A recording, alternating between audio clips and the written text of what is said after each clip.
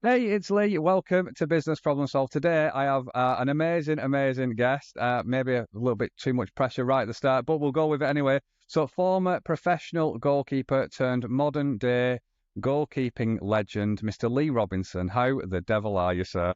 Hi Lee, nice to see you again. Yeah, I'm doing great, thanks. Thanks for having us Yeah. on. No, honestly, really, I was absolutely made up when you agreed to do this for a few reasons. One, because my boy Jack will is just absolutely made up that I get to speak to you again today. So he's a huge big fan. As you know, goalkeeper been on a couple of your courses, but then also um, on the very first goalkeeper camp that Jack went to, there was the way that you approached that training really resonated with me and what I do in the business world.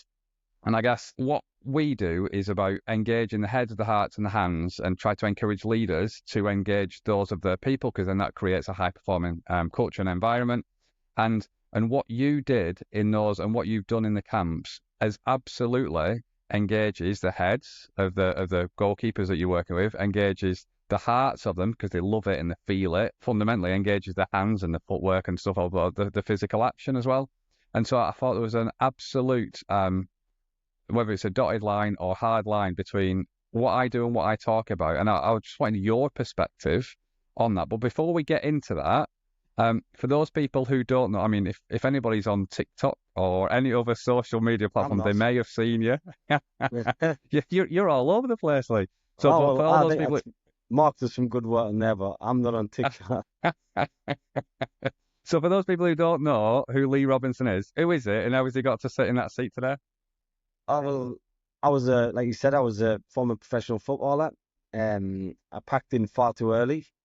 At 32, I think I should had enough, and that's what made us go into doing obviously the modern day GQ with the boys and trying to be exactly what I wished I had when I was a player because I didn't have the advice, I didn't have the coaching, um, the mentorship. I feel as though I did everything on my own. So now I want to give the benefit of all my underachievements and failures and hard times, and help these young goalkeepers not have to deal with what I had to go through. So it's we've done some great work so far, and obviously now we've got the goalkeeper gloves, the training gloves, which are controversial. People hate them, but for me, it's the most important tool in goalkeeping. So yeah, it is obviously tough when it's your own business and you're really passionate about it.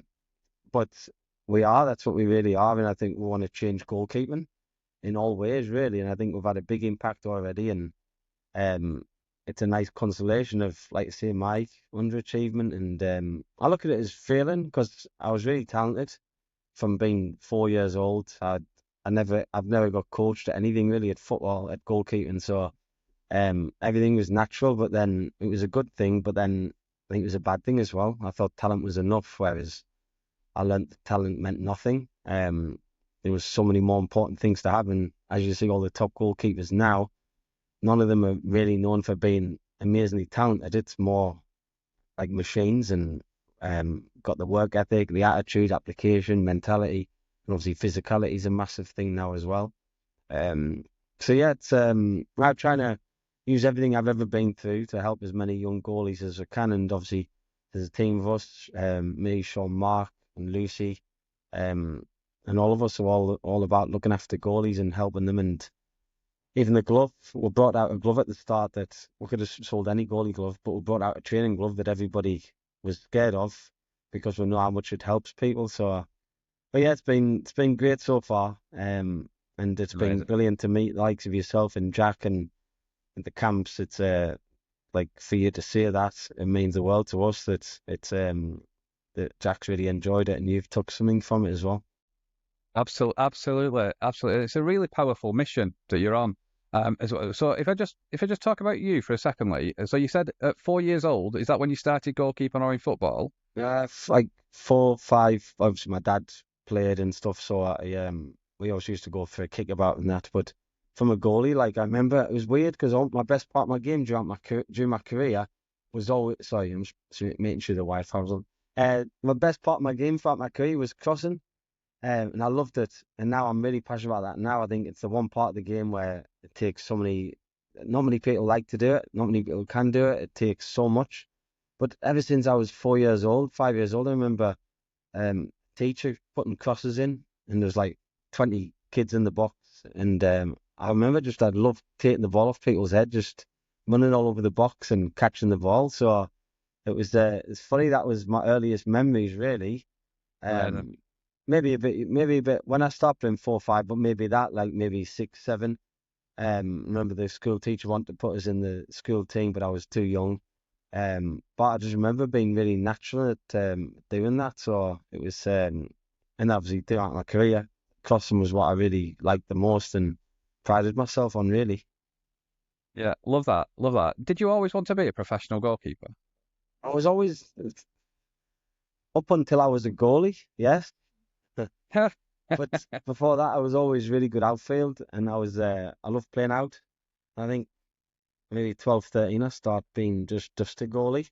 But when I was 10 at school, if we were losing 1-0 or something, I would be, when I was in goal, the teacher would take us out, put us outfield, try to win. So, um, but then when I become a goalie, I think for me, it was just the training. I think I loved being a goalie, but it was the training. I used to look at the players running and like using their energy, um, getting fitter, faster, stronger every day.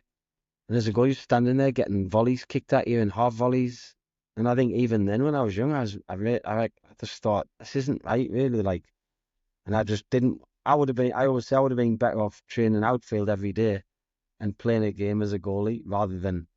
I think the training almost makes you worse. Goalkeeper Mm, training, the way I did it. So, I loved it, but through the way I trained, and then obviously not being prepared and not doing the right things, not having the right attitude, I almost hated it, and it caused us for right.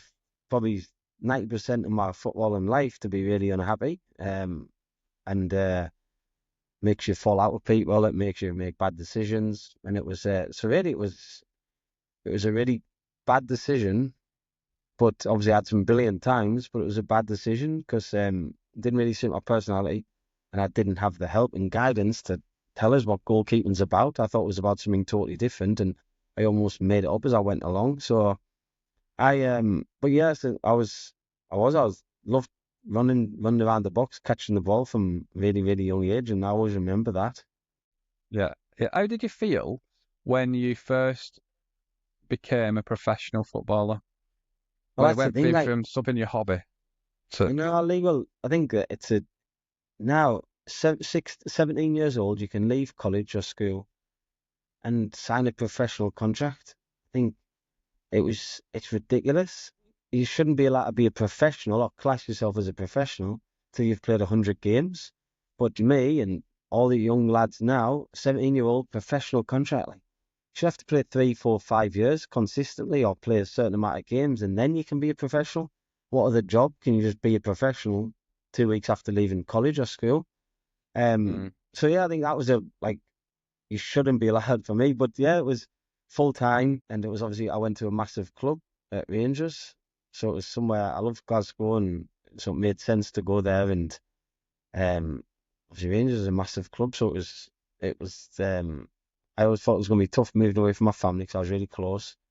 Um, but it was when your club like that comes, you've got to go. So but yeah, it was weird. Like I was at college at the start of the year in September, and a couple of weeks later, I was training with some like players that I'd only signed on Football Manager from a few weeks earlier. So it was funny. Like you had like the Ronald de Boer, the Frank de Boer, the De Boer twins. They had even Mikel Arteta was there when I first went. Barry oh, Ferguson. That's really high profile players. Like the goalie, Stefan Klos. He won the Champions League a few years earlier. So it was. Um, there was some massive names there as well. So of course, training at that level, a couple of weeks after being at college, it's weird. But I loved it, and I seemed to do really well from the start. So it was great, and it's like yeah. everybody's dream, innit? Looking back, I think it was probably the wrong decision to go at that age away from home and to a professional club. I think I should have done it the proper way of going and playing games and earning the right to call yourself a professional. Yeah. You're quite strong in your beliefs now, aren't you? Is that because of the career that you've had and the way that you felt through your professional career? Because your beliefs are very strong now, Lee, aren't they?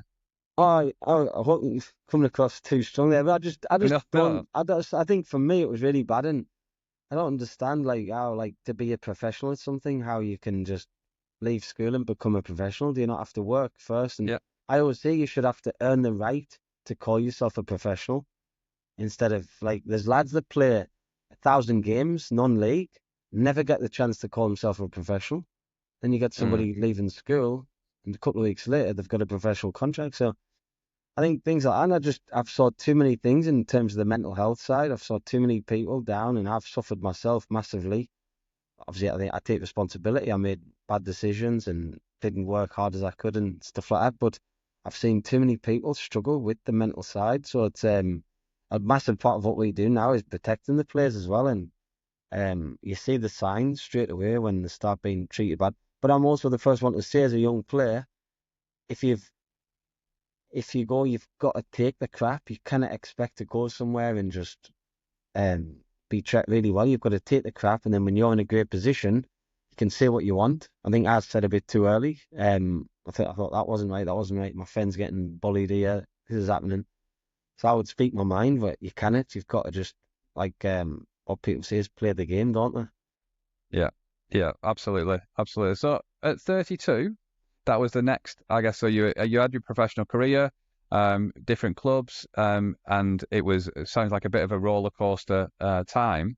And at 32, when you decided to give up the professional life, how was that for you? I never even decided to really. It was more like I was just really fed up. Took loads out of us. I didn't realise how much it took out of us for the 15 years that I'd played. Um, I'd never ever been a footballer at home. I was always away.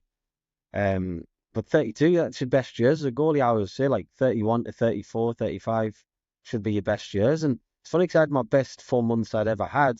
I've had 6 months before I packed in.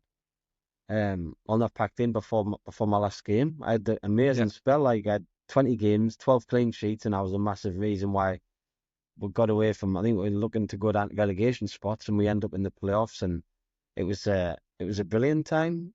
Um, so I didn't never made the decision. This is me finished. It was just like I was really fed up with it. But I don't know. I had a couple of opportunities after that, of course, but wasn't stuff for me. Um, but now I think I regret it more now. I didn't even for the first few years after it. I just thought, no, I was stubborn. I was like, I don't want to play anymore. I don't want to play anymore. Now I'm thinking, what was I doing? Like, even at 32, I always think I was fit and I was fine. So like, I could have went and played outfield, something that I would wanted to do throughout my career from watching players train all the time and wishing I was doing that. I could have went and did that for a few years, or I could have done both. But of course, when we see the goalies now, I always think like I could have been doing that still. So it is frustrating, but it wasn't a case of saying, "Oh, this is it, I'm packing in." Um, it was in my last club. It was a bit of a tough time. I was part time in a full time club because the last year, so I didn't want to commit every single minute of my life to being a footballer. So, and the best 4 months I had in the game was the first time I was really part time. So it was, Right. but then somebody came in who didn't agree with that and wanted everybody full time. So I think it was a difficult last few months. Um, and I think it just took its toll. But of course, I do have massive regrets now and wished I was still playing even now. I went to watch St Mirren against Celtic last week, and I don't really go to watch many games unless it's goalies that we know. But anyway, the St Yeah. Mirren goalie wore our gloves. He's a nice lad, and they were playing against Celtic, and my friend was going to the game, so I went along, and I was like, oh, he could play easily, and I think I'd be a much better goalie now because I've learnt more about goalkeeping in the last 3 years of coaching and camps and working with like good level goalies than I had in 20 years before that. I Yeah. really admit I knew nothing as a goalie. I knew nothing about. I just purely did everything from being natural and I just made up as I went along. And I made. I always say to people, if I could write down how to be a professional footballer, I would probably do the complete opposite of what I did. But obviously now this is what I'm telling the younger ones to do and advising them with. And We've helped so many so far, but um, no, you do feel crap really, but I don't know. I'll train tomorrow. Talking to Martin, Sean, and saying I want to do a little bit of the pitch because even for the videos, I haven't done much over the last few years. Let the younger ones do it, but Yeah. I definitely want to start doing a bit more training. Yeah. Amazing. Amazing. And I go, what would you do differently? So you just said if you started it, so what would you do differently now than what you did do? Don't think there'd be one thing that I would have done the same. It sounds Wow. crazy, but it was ridiculous. Like so many bad decisions. Like just everything that I did, the way my application, how I work, how little I should like.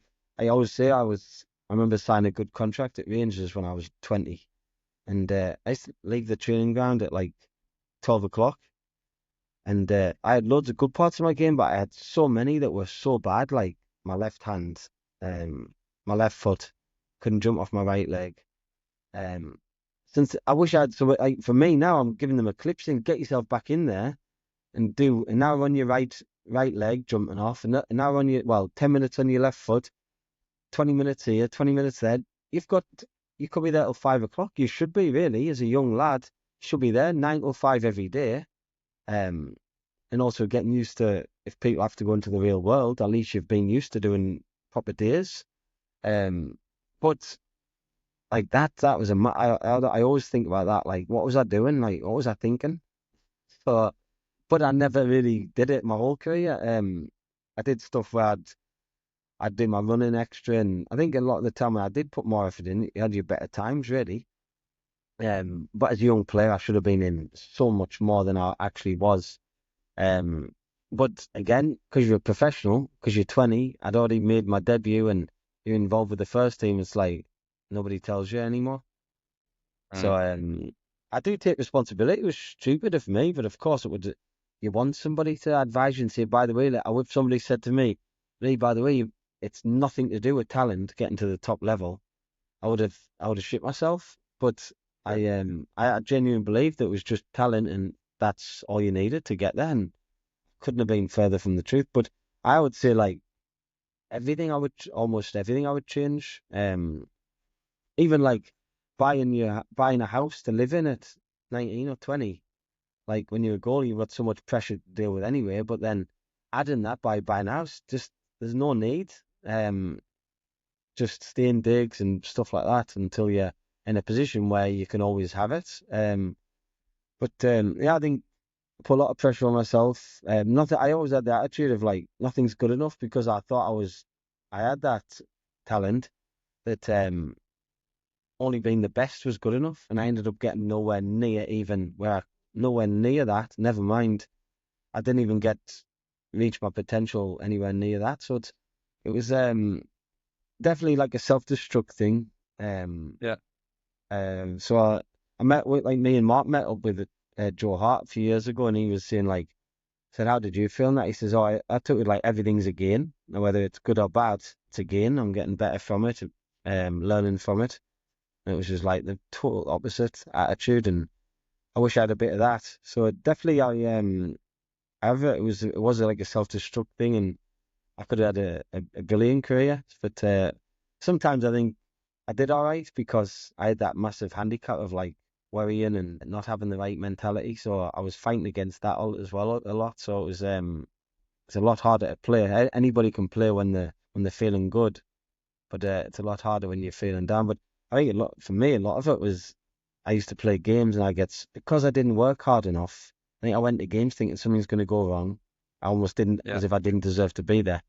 But I'm a lot more. I believe a lot more now. But even then, I think my prayers used to get us through the games. If I didn't have Yeah. that, Yeah. I could never have done it. I could never have played. So that was a massive part of some games where I was like, I cannot do this. I need to. I was looking for things. How can the game be cancelled? It's Yeah. Wow. so Wow. that got me through everything. There's three things that have come across really quite strongly so far in terms of what has made or helped or enabled is kind of like talent, the level of talent, or being able to do the skill or the act. Then there was the work ethic, and Yeah. needing to have a relevant work ethic. Yeah. And then the third one is the attitude Yeah. and what happens up in the head, and the things that you're saying to yourself and the stuff. Then is there anything else in terms of more than those three, or which one Obviously of those now, three is most important? now Yeah, obviously a lot of people are obsessed with the physicality side, aren't they? But I think the most important, like I always say, a goalkeeper is a character. Like you're much better off having a smaller goalie who's a big character than a big goalie who's got no character. And it's almost the same as one with ability. You're better off having a smaller goalie, a guy with no ability who's got a great character, rather than a really talented one who hasn't got the character. I definitely didn't. yeah, I think I am a big character, but I definitely wasn't in my career as much as I should have been. Um, but like I said, I'd spent a lot of my career, I would say, like in almost in depression, really, really, really feeling like I can't do right. what I wanted to do, and it made you fall out with people, and it was just stupid. But like I said, it's like a vicious circle and a self-destruct type of thing. Um, Looking back, I'm like, you think, why did I fall out with him? Why did I act in that way? And stuff like that. So it was, but yeah, I think when you're saying that, I think the application and the work ethic and the attitude is massive. Like I think anybody can be a goalie. Well, within reason, anybody could be a goalie. If they have those two. Yeah. That's really so important. When did you decide that you wanted to take up coaching? I never even wanted to do coaching, so I always thought, well, coaching is what I'd been used to. I wanted to do something else, which was like helping like the best become even better by like the finer details in that. So it's never been one like where you want to get somebody from scratch and try to make them a goalie. It's always been like looking at the tiny details, and trying to improve them. So I think that's what I love doing the most. I think you can improve anybody. But I never ever thought I want to be a coach. But obviously it's ended up like this where we've been like, but I don't know, it's like a really specialist type of thing. Like I love the crossing parts. I mean that I've been passionate about since I was a kid and throughout my career. So that's something, and I love doing that now. But obviously the handling, I think not many goalkeepers want to catch the ball these days because it's too big a risk. I think people want to just parry things, and I think if you're the best at what you do, you should make it look easy. And usually making it look easy is catching it. So um, that's another massive part of what we do is handling. And obviously, with my distribution throughout my career was always really good, and we were we're really good at looking at the finer details and that. So that's like it is coaching, but it's really like a specialist thing. Mm. Looking at the tiny things and making the improvements. Then we do a lot of like I think the higher level they are. The video analysis is amazing because you can tell somebody all the time like you're doing something wrong, but until they see it. So our way of training is like the three of us are there, and then you've got two people like as players, and you've always got somebody on the camera. So like if they do something wrong, it's like instant feedback where they can go straight to the camera and say like, this is what we've done. Then they might do it once, twice. But I always say like, make as many mistakes in training, especially in front of us, where we can fix them. And then our way of training is basically make mistakes in training so you don't have to make them in a game. With the gloves, it's like Mark was saying the other day, you have to drop more balls in training to catch more balls in a game. Yeah, I love that. Um, and it's so true, isn't it? But everybody just wants to success in training, but training's not about that. It's about improving and making mistakes and learning. So we just try to make it so they've got as many chances to make mistakes. We'll go learn from it, and then not make them in games. And I think it's a brilliant way to train. Um, and it's worked for so many goalkeepers so far. Yeah. And it's something I How wish how I do could you have done. how do you get them to understand that what you're asking them to understand, that actually failure is okay, dropping the ball is okay, not catching it is okay in Right. training? How do you get them to? Because I guess get over that mental barrier because they want to get it right every single time. I know that's great how so many people have bought into them, and even like the way of training. But obviously the gloves, most goalies are scared because they can make the best goalie look really average. But it tells you a lot about the character as well, whether they'll wear them. But in every session we train every session like Jack saw, it's like training gloves all the time, and it's I think it's definitely more in the one-to-one sessions because there's so much detail there. Whereas, of course, in the camps, maybe they should wear the gloves more because if they're not getting the one-to-one tuition type of thing, but then they're dropping balls, they might get frustrated and they're not getting it fixed straight away. So I think it's definitely more for small group sessions. But of course, it's brilliant when you see them on the camps and you give them the option. Do you want to wear the training gloves or the match gloves, and they want to stay in them. So it tells us a lot about them straight away. Um, Yeah. so I think, but of course, they have to realize, like we said there, you have to make more mistakes in training to make less in a game. See situations all the time. People are thinking you have to play to get experience. You have to play 100 games to get experience of situations. But just say like a certain situation, like a cutback type of thing in a game, it might happen once every 3 games, say. So it does happen, but not a massive amount. But then, so you might play 50 games in a season, then you might have 15 cutbacks. But then you've got to make the right decisions on them. So our idea is we might do a session where you have 50 in one session, but you're learning, you're making mistakes, you're making the wrong decision, you're going for it when you shouldn't. Um, you're making wrong decisions all the time, but then learning when you're in the game, when that one every 3 game does come, you're in the best possible. You're not learning it. You're not going to learn in the game. You're going to Yeah. do the job. So it just makes total sense, and it's just a brilliant way to train. Like, that's why I just can't understand when I see the training where it's top class goalies getting basic training. I'm like, it's a total waste of time. I mean, they are top class, but they still make bad decisions in games. So why waste time in training doing something that's not going to happen in a game? Obviously, that's what my training was about really as a player, and that's why I think I dislike playing in goal a lot because of the training. Yeah, yeah, I love that. I love that. So, and I think this is something I was that is absolutely different about what you do. You train real life situations to allow the decisions to be made. Right. So if I just go back to Jack a minute, he's had a couple of goalkeeper trainers who have trained him on particular movements but not decisions, particular actions but not choices, and and like you said, that's not real life. It's not because you've got to make the choice to do the thing, and the choice has got to come first before the technique. But And they're trained exactly. in technique. Um, Yeah. Best so goalkeepers do aren't you? the best technically. They're the best decision makers under pressure. Yeah. Yeah, no, I love that. And is it just through repetition of having to make decisions and choices? Like Mark says, like it's like repetition without repetition. So you're repeating the drill, but obviously it's totally different every time. Um, Yeah, so like, and that's what it is. It's the finer details, isn't it? Like you deciding whether you can dive and get there, whether you have to turn in to like make a block, whether you can cut out the cutback or have to make the block. It's like things like that. But I look at it now. If I saw the goals I've conceded in my career now, I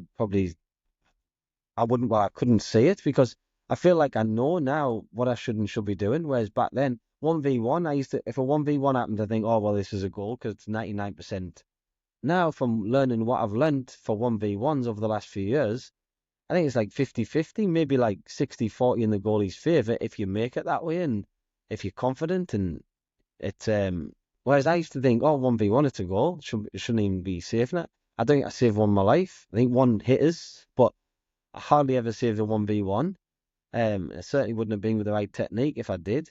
But now, from learning what we've learned, I think it should be in your favour. Like you can definitely have the advantage in a 1v1 situation. But obviously, I didn't know anything then. So back then, I wouldn't have blamed myself for 1v1s. If I looked at them now, I'd probably think I could have done something with every single one. yeah, So it's amazing. That comes down to your attitude again, Lee. It's like what you were thinking during the game was that you've a 1v1 is a goal. Now what you're thinking is that you've got a greater chance of saving you that as well. know, So yeah, it's especially so when I was the quick as well, Lee. I was like really fast. So I think what I was really good at was like instead of being a 1v1, I would sweep up or I'd smother.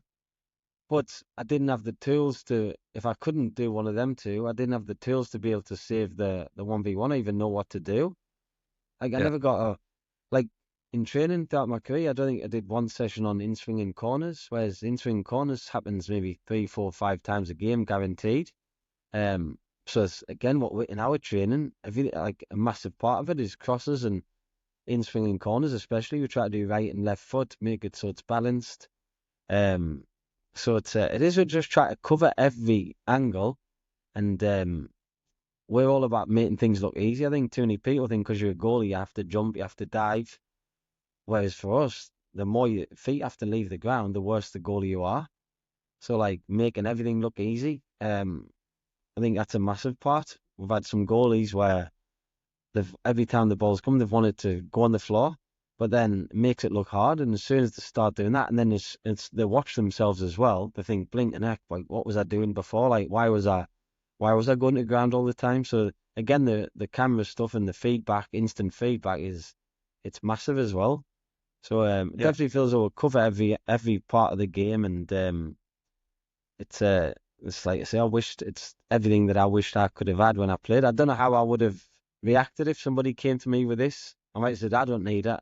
I'm really good. yeah, Shoved it your yeah, backside with the training gloves. No, I don't want to. I don't want to look bad and train. I want to catch the ball without looking at it every time, which is what I thought was. That's what I'll try to do in training because I was wearing my gloves and everything was easy. But I got into such yeah, bad habits.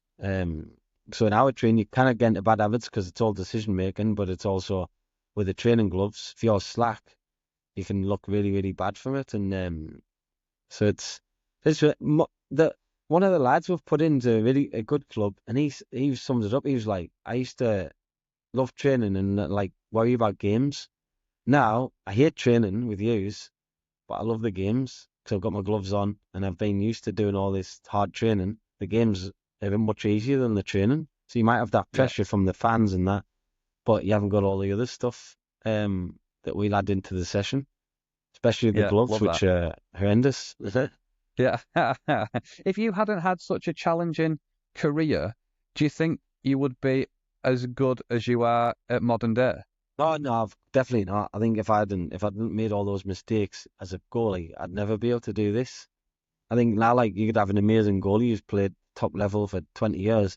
I don't think they could give the same advice we can, but they've always been at the top and they've always done really well. They could advise the best ones about maybe tiny little things, but I don't think they could advise the 99% who don't get where they want to be and struggle. But we're all about helping goalies reach the potential, and I think it's for me, it's actually easy. Seeing what you see, don't do that. Why? All I did it, and it killed us. So like a Yeah, lot of it's that, and I really found it quite easy. And it's all about the kids buying into it. A lot of them they won't trust you, and then or the dads won't, and then a year later say, "Oh, Lee, you did say that, didn't you?" Amount of times you have that, and you're like, "Well, yeah." So hopefully you'll trust us more in the future. A lot of what we say is the complete opposite of what you'd be taught in goalkeeping. Even things like giving 100% of your life to goalkeeping, for me, that's what they'd be taught to do. For me, it's the worst thing you could ever do. I think you have to have other things, other outlets. I think, yeah, training 50% outfield, 50% in goal, you'll have a much better career than just training 100% in goal. Um, I think all the things that you're normally told, or I was told, we would do the complete opposite, really. So we are fighting it. We got a lot of people like almost resenting us and disliking what we're doing, like even the gloves. Why would you ever wear a glove that makes it harder for training? And I'm like, well, I can't understand why people can't get it. I think it's good, like obviously David Raya, a lot of people know that he wore them for 3 years, 3 or 4 years when he was at Brentford, and um, for me, he's the best catcher of the ball in the Premier League, in the world, probably. He's the only one that seems to catch balls, and he's a Spanish national team goalie now, so I think might have played a little part there because not just yeah, technically, but it's also mentally that the gloves help as well. It's not just it's in every part of the game, so it's I think it's brilliant. I know it's our idea. We brought it out, but I think it's such a brilliant way to train. And once you catch yeah, with them, how much more confident could you be when you go into games and you know you've got that nice latex as well to help you? yeah. So when you are pushing upstream, going against the grain of what a lot of other goalkeeper coaches and goalkeeper support networks offer, how how do you keep going and how do you keep pushing back? It is really hard because obviously goalkeeper coaches have a massive influence as well over the kids, the coach, or the players that train. So it is really hard, and it affects the business. It affects sales, doesn't it? You got a goalkeeper who's influential, doesn't like your way of training, doesn't agree that we don't think volleys are a good thing to do in training. Um, then they're going to say. If a kid goes into training with the gloves on, of course they're going to say. They're going to have influence over it, just little digs. I've had loads of players going to clubs, and the goalie coaches even had to put a lad into Everton, and the goalie coach for the under-18s, I think, was like modern day shite and stuff like this, and it's like Wow. it's it's hard. It's when you hear that, but you hear it from so many people about the gloves, about our way of training. So it's really hard. Sometimes it does feel like me, Sean and Mark and Lucy um against the goalkeeping world, but it makes you do want to fight. But you just feel like you do so much in your career, you go through all of that, and then you try to help people, and then it's hard when you don't get the reaction that you want, of course. But it's you've got to keep fighting. Like, we've done so much hard work and changed so many young goalkeepers' lives, and that's a massive consolation for what I had to go through. My obviously underachievement and failure when I played. Yeah, another measure of your success is just I guess the online social presence that you've got as a company. That shows that people are watching, they are engaging, they are picking up stuff whether they come to a camp or not as well. So you're making a huge impact in a number of different ways. But what is it that keeps you going, Lee? And what is it that keeps you going and pushing forward against all of this I don't know, like challenge? you want to make a difference, and like you say, when you get when they do appreciate it, the families and the goalkeepers, it's really nice, and knowing that you've had a massive impact on them, it does mean a lot. Obviously, I want to make better gloves. I want to make the best gloves we possibly can. Um, I want them to be perfect every time. So of course, we spend a lot of time on the goalkeeper gloves. The training gloves, I think people want to buy into them, great. But I think if we didn't need it as a business, we'd just keep the training gloves for the goalies that we work with, because and let them get the benefit. But Yeah. no, I think it's I was so passionate about it, and I think what keeps you going as well, you want to change goalkeeping, because not many goalies now inspire you to want to play again. It should, like before, I think it was almost like in the 80s. I think there's loads of talented goalies in the 80s and early 90s. Well, end of 80s really, and I think Peter Schmeichel changed it for a lot of people. Peter Schmeichel was the one where everybody wanted a 6'3" big strong man in the goal. Doesn't have to look nice or have nice technique. It was just a big wall. Um, and then I think he changed a lot. So then since then, everybody's really wanted a big strong guy in goal. So it has its and I think it's come away from like the talent side, and you don't see many goalies going around the box catching balls. And um, I think, like as soon as this, Michael, he's amazing at what he did. But I think his son Casper is the most complete goalkeeper that I've ever seen in the Premier League, for everything, for distribution, technique, um, his mentality. He had everything. He's a really nice goalie to watch, and he was I think he was brilliant. So I think he's the most complete one. Um, so the two of them, I think, is nice, successful family in it of goalkeepers. One of them, one of the most effective ever, and the other Yeah. one, one of the most complete. So, Yeah. but yeah, I want to goalies. I want to watch the telly and see goalies like take chances. Now it's too much pressure, and they just want to. People would rather stay on the line and play safe. They'd rather have their hands here and pat the ball down rather than go a little bit wider and take the chance to catch the ball. Crosses, people don't want to get involved. People want to put the knee down when the ball's rolling towards them like a shot. And I think, like, if you're the best at what you do, you shouldn't have to be worrying about the ball going through your legs. I think in cricket, fair enough, you get the big barrier down for the cut for the hard ball, Yeah. and it's not bad, and you don't have to catch a ball cleanly there. But when you're a Yeah. goalie, I think you should make everything look easy. The best one should make things look easy, and be nice to watch in that as well. So um, that's like say we've had a massive impact on so many goalies so far, and even messages from all around the world. Like, we might have helped them, might have sent them a voice message before a big game where they were really nervous, and they've came through it and had a really good game. And it's really nice to know you can help people from afar as well. Absolutely. Absolutely. Amazing. Amazing. And Amazing obviously stuff. for boys like your son, who's an amazing kid, and we love everybody loves him, and having him there, Jack's. That's He's absolutely, when you see him come and down around all day, it's so good to see, and like you say, he's an amazing kid, Lee. So it's been brilliant to meet him and yourself.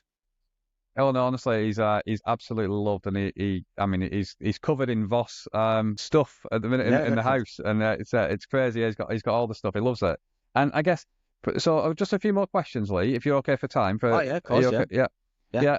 yeah. So professional clubs now. So you, what I'm hearing from yourself is that actually it's not about size. It's about it's about character, it's about ability, it's about making things look easy. But professional clubs are a bit like air stewardesses, and they're kind of Oh, such. restricting the height or having a particular height of a goalkeeper. So and you've got to be a particular height to get a professional contract and all of that stuff. Yeah. These are all of the things that are. You've got to be like 6'4", 6'3". That is against what you were talking about here. So how would you like to, or how would you challenge professional clubs' belief in what makes a good goalkeeper? I know it's like I always say to the smaller ones who are struggling and they're getting rejected by some club low level or whatever. I would say like you could go there and they don't want you, or you could go to Man City and Guardiola could think you're great because Guardiola wants somebody who can play. If you had a choice to play with a big 6'7" lad or um with a lad who was 5'8" who could play, I think he'd be choosing if he only had two options. Obviously, he'd be choosing the Yeah. smaller one because that's the only way they can play. So I think um I think it might change. It's definitely becoming more about football um, and being good with your feet. So I think, and usually the smaller lads are better technically because the lower centre of gravity and stuff. So I think it will be. Of course, you've got the old school people who just think you have to have a big one. Spoke to the Barcelona coach and he said they've tried loads with the under-19s and that and bringing 6'6" goalies, but he said it just doesn't work for Barcelona. Kind of just they can't play that way. So I think they're happy with like around 6'1". So it's 6'1", 6. I think everybody wants 6'2", really. But of course, you could. If you rang a club now and says, "Oh, I've got an amazing goalie, he's 6 foot," they'd be looking at me, "Nah, we're full." And if you rang a club and says, "Oh, I've got a goalie, 6'4", when can he come in? Same Yeah, club. So it's like yeah, now they're full for smaller ones, but like that doesn't. You want to inspire people to play. Like usually the smaller ones. I love Bartes. He was like 5'10" half. And then have you heard of the guy George Campos played at Mexico? yes, Mexico, yeah, Oh, he went to meet him in Mexico a couple of years ago, and he was really inspirational. He was like he said one thing, one like he was just everyone says he was mad, but he was just had so much balls. And I remember when I had long range shots, especially, I remember I used to think all the time, "Oh, don't hit it," or somebody stop the shot. Because obviously, long range, you don't practice them. You're expected to save them. You've got more time to think and they move more in the air. So it's probably one of the hardest things you can deal with. And he was like, I said, "What were you like?" He was like, "Come on, fucking shoot. Fucking come and shoot." yeah, And it was just yeah, like, yeah, he wanted them to shoot. He was shouting for them to shoot. And I just think about me if I was had that attitude and the ball went in, I would have thought, well, so what? I was ready and I was looking for the shot. I wanted him to shoot. But when I let it in, it was more like from a negative way of like, don't shoot. And I'm on the back foot, it goes in, and then all of a sudden you'd like um put you on a downer and you're just like, what am I doing? So like even yeah, that was so him he was like Barthez used to go and catch the ball all around the box. Campos loved catching crosses. These type of guys where it would make a kid like, I want to go and play. I want to go and be a goalie. And even I think when I watch my stuff now, I played massively within myself. I think I played like nowhere near. I felt as though all my career I played with a big weight on my shoulders and I felt as though I couldn't run as fast, jump as high and move as quick. But like when I watch the clips, Mark sends us them over. Like he's got loads of like screen recordings or like videos, and I'm like, oh, it does make you want to play. Like I did play yeah, in a good way, and I like even now I always think if I'm training or when I played, I made things look really easy, and I see the really like the even the top players now. I still don't think they do that, so it does make us think, oh, if only I had something like us, me, Sean and Mark, Lucy, to help us. And I had this not of course everybody says the same if you knew then what you know now. But just feel like giving the good thing is we're giving the benefit to all these younger lads now. But yeah, when you say about getting back to the height one, I just think not many tall ones is going to inspire you to play, and it's meant to be entertainment, isn't it? And it's meant to be about Yeah. inspiring people to be a goalie. But I can see why not as many people would want to be, and hopefully I think we've done a lot of good work over the last few years, or Mark through the social media.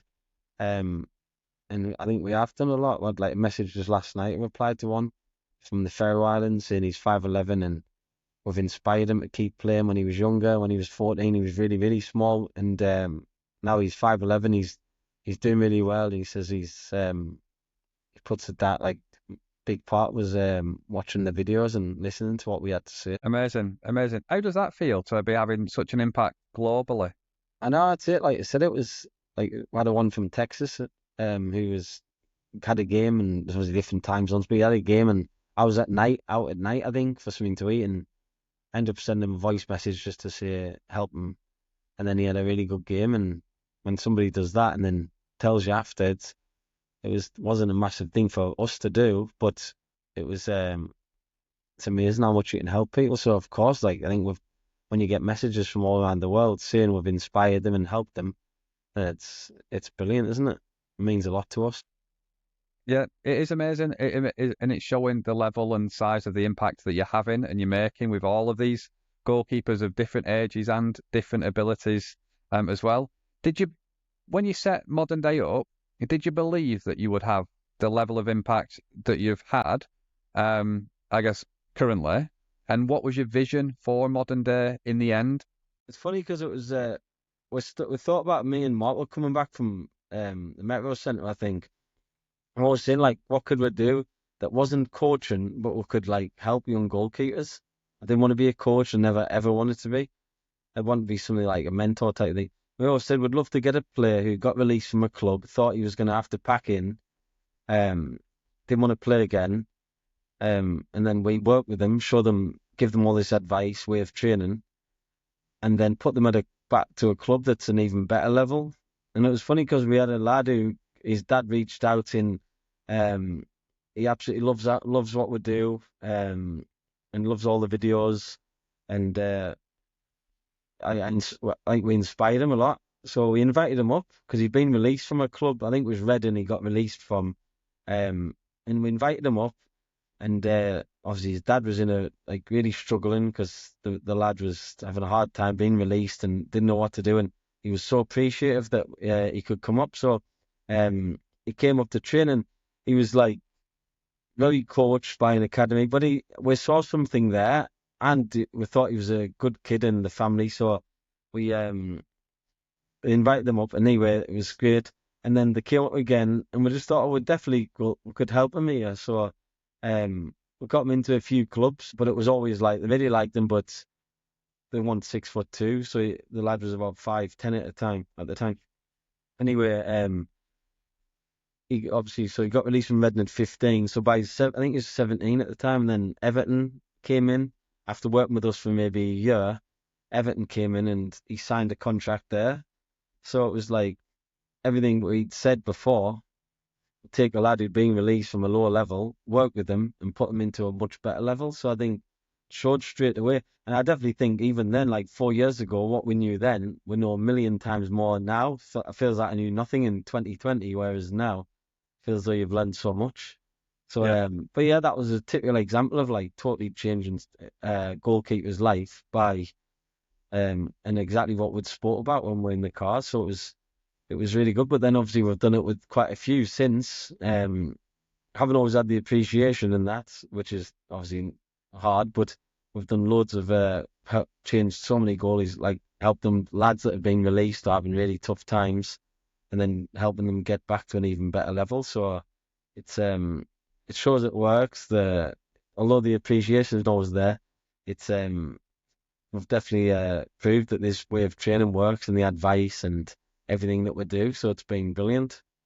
yeah, But we never, of course, like you said there, would never really imagined that it would have been like where would be known around the world and that for what we do. I think the only bad thing is we've been mistaken for another guy who started about 6 months later, called himself roughly the same name, and was quite hated around by people. And we've had a massive amount of abuse and people unfollowing, people disliking us, thinking that we're somebody else. So that's been tough as well.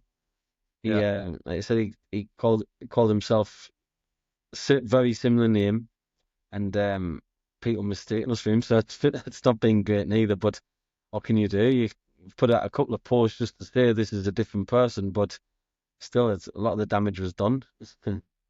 Yeah. You've had some challenges, Lee, haven't you? In my career and but I think for me I've been the biggest. Like whenever anyone says like who's the biggest opponent, you'd always say it was you, not any player really. And toughest opponent, I definitely. And how have you overcome that biggest opponent? In my career, I never did really. Never really got better. Like I wasn't really better in the mind at the end of my career as what I was when I was 17. Arguably, you get worse because you can get worse. But I think with us, I think you can improve at every part of your game, and especially mentally, all the way through your life. But I didn't. Because I think it was like a vicious cycle, really. And I had like I said, I had some great moments, but I think for me, it was a lot of it making sure I said my prayers, and it was that got us through most of it. And then in the business. It's just like, none. We've got an amazing glove. We've got the glove that I wished I could have used in training, and we've made the glove that I wished I could have used in matches. Um, so it's that keeps you going and makes you really want to change and make a difference, don't you? Yeah. Yeah. You've got to be immensely proud about the impact and stuff. You can see when you're talking and when I'm listening to you talk is you're very, very passionate about what it is that you do and the reasons why you do it and the belief in the way that you do it. Um, do you give yourself the pat on the back for what you've actually achieved, Lee? And as soon as my career, I think I was always like, oh, nothing's good enough. So I think if you took a step back and think, oh, we've done really well here, but I know you should, but it's I don't know, I think I was really harsh on myself, starting but obviously the Sean and Mark, Lucy have done brilliant work, and it's built something that could be really good. And I always said if it changed one goalkeeper's life, then it would have been brilliant. Would have been really proud of it. But um, we've changed a lot. So I think we should be. And um, but yeah, I think I get like same as my career, like nothing was good enough, and you just think in the business as well. But I just gotta try. I don't know, keep working hard and just trying to. I want to make the gloves the best possible, the best they possibly can be, and the training as well is just the finer details and seeing the reaction of the goalkeeper when you say, "Oh, try this or try that," um, and letting them take it into games. And biggest thing is letting them play free. I didn't play free, like I said. I always played with that weight on my shoulders, and it was so tough. So now it's like letting the goalies play with no pressure and enjoying it, and I'm jealous of them because I never got the chance to do it. Yeah, what's your vision for Voss and for modern day? If we were sat here in 5 years' time, what would we be talking about? Hopefully, a few of our lads are brilliant lads who've trained with us for a few years, and they're hopefully starting their careers and doing really well. Going to watch the lads play and putting all the stuff into action, go and watching them play with freedom and intelligence as well. That's a massive part I meant to say about goalkeeping. I think you can be like the mentality gets you a certain way, but like the intelligence is, I think that's a massive part, and we'll get all the lads that were trained seem to have that intelligence. So I cannot wait to go and watch them and put all this stuff into action. Um, Obviously the gloves, would love to have the gloves on some top goalkeepers. We've got some brilliant ones so far. Um, but of course that's a tough market as well. Goalkeeper gloves. So, but as long as we're happy with the product and we know anyone who's wearing it's going to get the benefit of wearing this glove. It's like a catcher's glove. It's almost like you have to be really good to wear it because if you don't want to catch the ball, you could wear any gloves. But with these, it's like it's a one for catching the ball. The training gloves are one for fixing the problems, and the match gloves are the ones for like letting you go and catch as many balls in games. So I think getting the best glove possible and seeing it on some great goalies. And just us obviously having a good life and being able to enjoy it. Yeah. I mean, how do you enjoy yourself, Lee? Um, oh God, put us on the spot there. Um, I love going away and I love traveling and stuff. Of course, I enjoy training. I love watching the lads playing that and helping them get better. Run with the dog. It's not really enjoyable because it's more like a chore.